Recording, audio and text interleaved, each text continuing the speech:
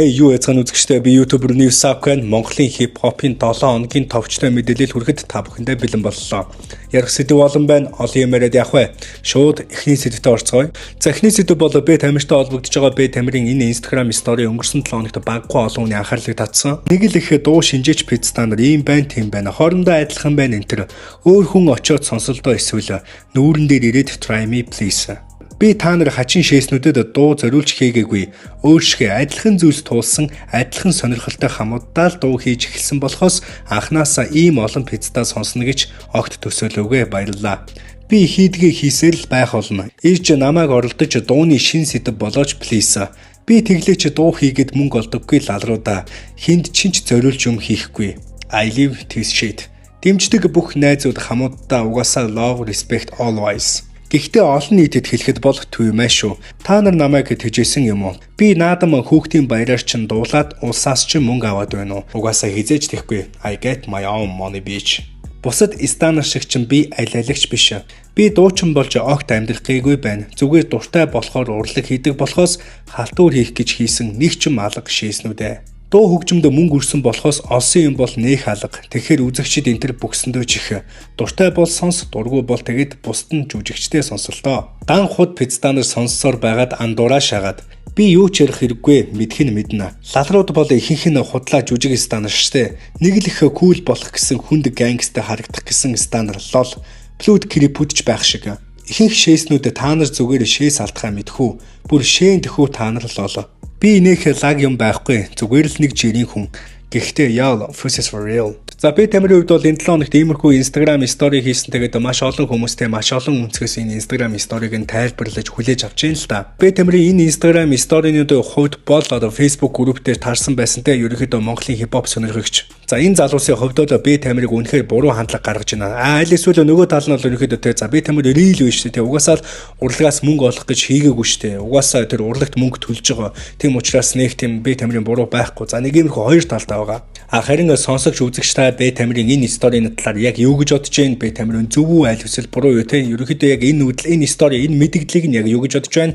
Комент хэсэгт зэдэгдээ бичээрэй. За дараагийн сэдв бол тун удахгүй буюу 5 сарын 31-нд болох зуны зугаатай холбогдож байгаа. За зуны зугаа 113-тай холбоотой ойрын үеийн онцлог 2 уран бүтээл байгаа. За эхний онцлог уран бүтээл нь бол рэпер Бүкэтэй хамтарсан 4 үйлрэл хэмээх дуу байгаа. За Бүкэгийн хувьд бол та бүхэн мэдж байгаа маш удаан уран бүтээл хийгээгүй байгаа. Одоогийн байдлаар ерөнхийдөө гадагшаа авсан гэсэн мэдээлэл бол байгаа. 113 болон Бүкэнер энэ дууг бүр 3 жилийн өмнө хийж гисэн байсан. Тэгээд маш удаан дарж байгаад яг одоо цацж байгаа гэсэн мэдээлэл байгаа. Тэгээд энэ дуу нь бол харин хамтлагийн дуу байгааг та бүхэн сонсоод мэдж байгаа бах. Энэ дууны ерөнхийдөө бол ремикс болгож хийсэн. Дууны тайлбар хэсэг дээр бол 113 хувьд харин хамтлагийн ахлагч Монгол улсын гавьяат жүжигчин төрийн шагналт инх манлай таны Монголын урлагт хийж бүтээсэн бүхэнд тань гүнээ талархъя. Хүндэтгсэн 113. Энэ 7 хоногт бас Монголын урлагт тун харамсалтай үйл явдал болсон байгаа. За клипний зураг авалт болон дууралтыг бас яхааргүй онцлох хэрэгтэй. За дууралтан дээр тэ одоо mix master хоолой бичлэгийг бол Алако Егоров хийсэн бол за зураг авалтыг нь бол Abyss болон Жаргал нар хийсэн байгаа. За дууны комент хэсэг дээр бол өстэй 113-ыг харахад үнэхээр таатай байна. Тэгэд бас Бүкийг маш их саналаа. Бүкигийн дуу үнэхээр гоё шүү. Гоё хамтрал байна. Иймэрхүү одоо сэтгэлдүүд маш олон байсан. Дараагийн онцлог уран бүтээл бол яхааргүй өнөөдөр 16 цагт цацагдсан 113 болон гинжингийн хамтрал байгаа. За энэ бол үнэхээр гоё хип-хоп дуу болсон байсан. Яа, миний хувьд бол ойрын үед сонсоогүй тун дайжгүй уран бүтээл болсон байсан. Тэгээд үгэнж гоё, флоумж гоё, хэмнэлэнж гоё бүх зүйл нь ерөөхдөө яг юм таарсан дуу болсон байсан. Рэпер гинжингийн үглэлтийн эхний хэсэг бол тун танил дууг одоо ингэж дуулаад тэ ерөөхдөө бол тэр зүг рүү дис хийж гин удаа гэсэн хандлагууд бол байгаа. За гинжингийн хувьд бол мэдээч тэр Солонгос Лисан хэмэх дуучныг бол хийнэ гэж байхгүй шүү дээ. Ерөөхдөө бол яг хэн рүү юу гэж хандаж хэлээд байгааг та бүхэн болоо сонсоод ерөөхдөө гадарлаж байгаа мэдж байгаа. 113 болон гинжинэрийн хамтрал энэ дуу бол ерөөхдөө ойрын үед нэлээд амжилттай явах байх бас зуны зугаагийн тайзан дээрээс үнэхээр гоё явах байх гэж бодож байгаа. Хүлээлт бол өндөр байна. Дараагийн зуны зугаатай холбоотой мэдээлэл гэх юм бол зуны зугаа өөрсдийн албан ёсны Facebook хуудаснаас giveaway зарласан байна. Надад бол ерөөхдөө тэг giveaway шагналан таалагдж байна. Ягаад гэвэл тэг тоглолтын тасалбараа авчих юм байна. За тэр merch-ийг авчих юм байна. Цомгоо авах юм байна. Тэгээд бас 113-ын гарын үсгтэй ханан дүлгэх бас зурагт хуудсыг нь авчих юм байна. Ингээд харахаар ерөнхийдөө тун дайжгүй жинтэй одоо giveaway-г одоо зуны зугаа болгон 113 зарласан байна. Тэгээ та бүхэн ч гэсэн идэвхтэй оролцоорой залуусаа. Тэгэд бас зуны зугагийн бэлтгэл дээр нь очсон. Тэгээд 113-аас хэдэн яриа авсан. Ерөнхийдөө тэ орчныг ажсан, бэлтгэлээ хэрхэн хийж ийн, ерөнхийдөө ажсан, бичиж авсан. Үнэхээр бэлтгэлийг маш сайн ангиж илээ.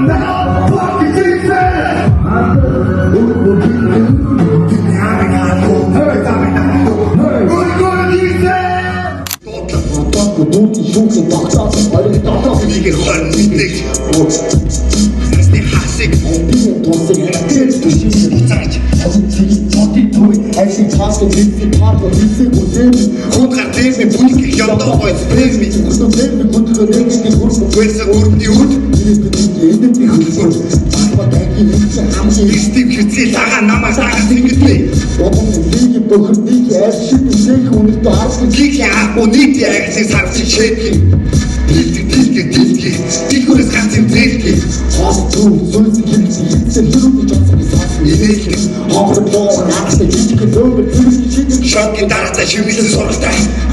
Ахын дус асуудал асуудалж маалтууд наач хөдлөө. Утаатай зэг улаач дэвгий даруураа авсан дэвгий татчаа дэвгий. Кичиг хийгээсэн хийгээ. Одоос гадаад ирэх орсон сууга харьяа гараа яг хамгаалах. Орсон орсон болсон өөс тэр бохсоо гэж орсон.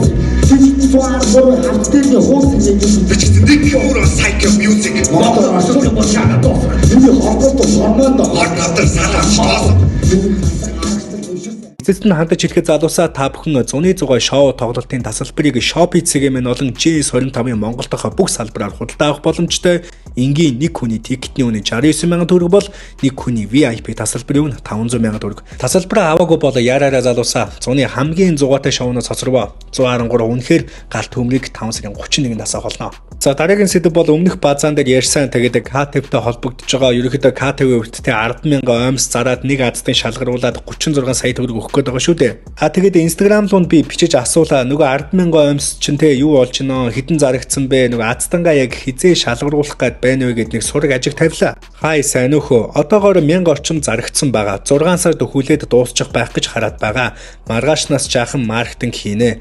Ойрд хідэн бараа буугаад олигтой анхаарал тавьж чадсангүй. Аздан болох гээд хүлээгээд байна уу дарга. За нэг иймэрхүү хариу өгсөн байгаа. Тэгээд тун утахгүй бас хамтарч ажиллах болно гэдгээ бас KTV ам гарсан. За та бүхэн 10,000 оймсны урамшууллыг мэдэхгүй бол нэг иймэрхүү юм байгаад байгаа. KTV-ийн хувьд 10,000 ширхэг иймэрхүү маш сайн материалтай оймс зарж байгаа. Нэг нь 25,000 төгрөг. За савлгаа нь бол яг иймэрхүүтэй доолгын стайлны иймэрхүү савлгаатай.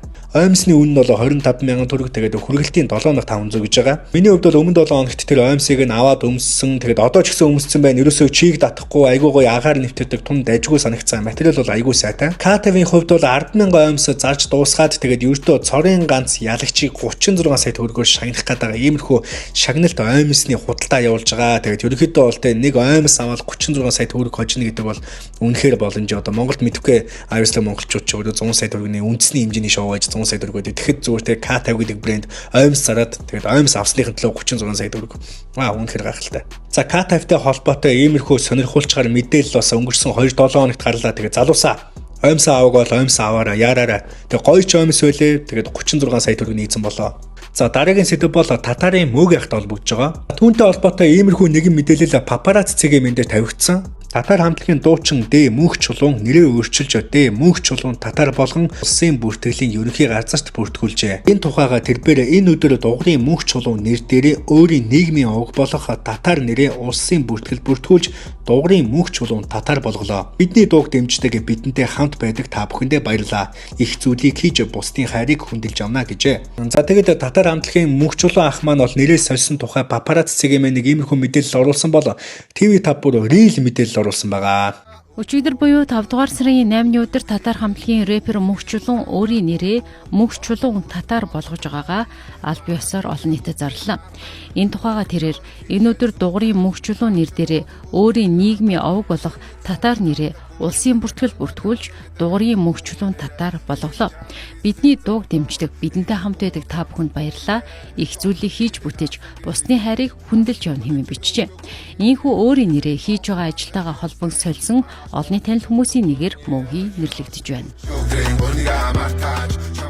За дараагийн сэдвэг бол заавал ярих ёстой байх гэж бодож байна. Тэгээд ярихгүй өнгөч болохгүй байх Монголын бараг л бүх хип хопчд олонний танилуд ноён Ice School-ыг эцсийн замд нь ол үдэж өгсөн байгаа. За яг юу болоод өнгөрсөн хичнээн машин хичнээн хүн оролцсон ямар нөхцөл ажиллагаа болсныг та бүхэн угаасаа мэдж байгаа учраас даам цэгийн мэнээр гарсан иймэрхүү нийтлэг та бүхэнд уншиж өгье. Ice Top хамтлагийн ахлагч дуучин Оргил Эрднийг өнөөдөр хүндэтгэлтэйгээр сүүлийн замд нь үдлээ. Түүнтэй салах ёсоо гүйцэтгэх ёслол соёлын төв өргөнд болж сайн найз, сайн анд, сайн нөхрийгөө нэр төртөөгөр үдсэн Ice Top хамтлагийн гишүүд Skin Entertainment-ийн найруулагч Бэ Анар, хип хоп холбооны ерөнхийлөгч Баавар, ерөнхийлөгчийн зөвлөх Дэ Даваад орж, продюсер Халзаа, хөх мөнх тэнгэрийн ивэл хамгаалалтын алба захирал Ёб Батуулда, бадрах болон дижитал хамтлагийн гишүүн Мөнгөө нарыг онцлон дурдахгүй байхын аргагүй юм аа. Тэд талигаачийг үлдэх ёслолыг эхнээс нь дуустал нэр төртөөгөр хийж гүйцэтгэж чадлаа хэмээн олон нийт тэднэр бахархаж байна. Ямар их хүнтэл, ямар их сэтгэл бай хэмээн биширч багтмаар. Зохион байгуулагчдын энэ их хичээл зүтгэлэнч зүгээрч нэг үлдэх ёслол босоо. Монголын хөгжмийн урлагт үнэтэй хувь нэмэр оруулсан нэгэн авиасныг хүндэтгэн үлдэх үндэсний хэмжээний үйл явдал болж олон хүмүүс сэтгэл дотроо гашуудваа. Тэдний зохион байгуулсан Бэ Оргил Эрдэн агсантай салах ёс гүйцэтгэх ёслол Монголын мянган залуус дуунд хайртай сонсогч фэнүүдэд нь түүнийг дурсан санах, түүний төлөө залбирах, сүүлчийн удаа гэгэн төрхийг нь харж гашуудах боломж олголоо. Сайн нөхөдтэй, сайн андууттай явсан түүнийг Монголын арт түмэн үрд дурсан санаж явах нь дамжиггүй бизээ. За нэг иймэрхүү нийтлэл гарсан. Тэгээд энэ нийтлэл нь ганцхан даам цэгийн минь бусдаа ерөнхийдөө маш олон сайтуудаар бол гарсан байна лээ. За энэ зурагт бол та бүхэн хэн байгааг ерөнхийдөө хараад мэдж байгаа байх. Тэгээд Ice Top хамтлагийн 4 гишүүн байна. За тэгээд мөн продюсер Халзаа болон Skin Entertainment-ийн найруулагч Анар ах байна. За та бүхэн бол Анар ахыг ерөнхийд нь мэдж байгаа байх. Тэгээд Skin Entertainment-ийн үүсгэн байгуулагч, маш олон стадионы тоглолтын найруулагч, тэгээд бүр наадмын найруулагч гэдгээр нь ерөнхийдөө бол хүмүүс мэдж байгаа маш чадварлаг найруулагч байгаа Анар ахын хувьд бол за дараагийн хүн бол продюсер Халзаа ах байгаа. Халзаа ахыг ч гэсэн та бүхэн бүр илүү их мэдж байгаа бах. Яагаад гэвэл те одоо клип болгоны бараг эхлэл дээр л даваас хүрэн Халзаа гэж эхэлдэг шүү дээ. Triple X-ийг хамгийн арт зохиосон, одоо хүртэл зохиож байгаа. За тэгээд бас зуны зугаа байна, All-in Hit байна. Тэгээд мөнгө Монголын хип хопчдод зориулсан хамгийн анхны аварц буюу Triple X Hit Music Awards-ыг бас зохиодог хүн гэдгийг та бүхэн ерөнхийдөө гадарлаж байгаа, мэдж байгаа байх. За тэгээд энэ нийтлэлээр байгаа гол хүмүүс, энэ зурган дээр байгаа гол хүмүүсээс гадна маш олон хүмүүсийн тусламжтайгаар, маш олон хүмүүсийн хүндэтгэлтэйгээр ноён Ice School-ийн эцсийн замд нь үдэх үйл ажиллагаа бол маш сүр дүүлэнтэй болоод өнгөрсөн байгаа. За дараагийн сэдэв бол энэ сэдэвтэй шууд уялдуулаад өчигдөр болсон 5 сарын 10-ны ийн да хүрээ хэмээх тоглолттой холбогдож байгаа. Ийн да хүрээ тоглолтын хувьд бол 19 цаг өнгөрч эхлээд шөнийн 1 цаг гэж ахт ерөнхийдөө бол тарсан. За очиж үзсэн болоод зарим нэгэн лайвыг үзсэн хүмүүс угаасаа ямархуу тоглолт болсныг нь мэдж байгаа учраас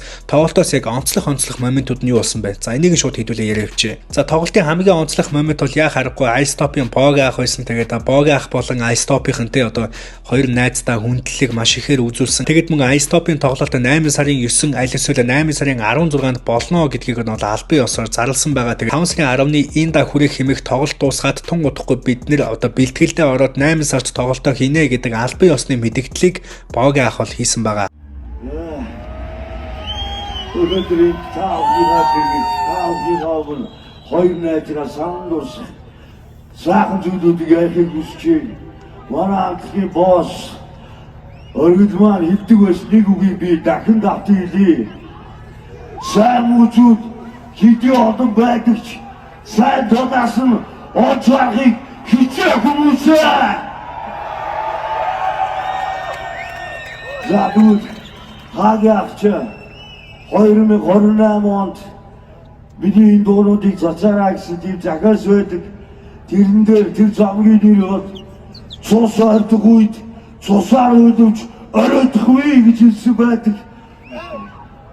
Хоёр наастай амтын оригдоо амтын айстопик үргэж өдөр тавч оно гэж үдсэн тавлаач амбучвар бидоо.